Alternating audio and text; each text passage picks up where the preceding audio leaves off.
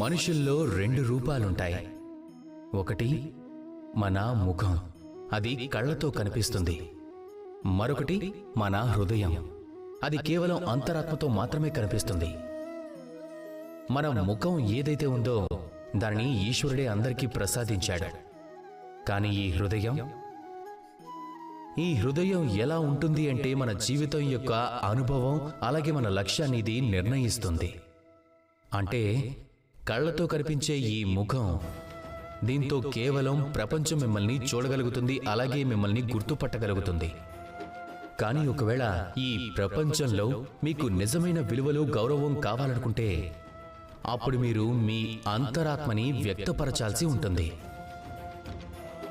చూడండి, ఇలా చెప్పుకుంటూ పోతే అసురుడు ఎవరైతే ఉంటారో తను మన శరీరంలో ఉండడు, మన హృదయంలో ఉంటాడు. ఒకవేళ మనం అసురుని మన మనసులో నుంచి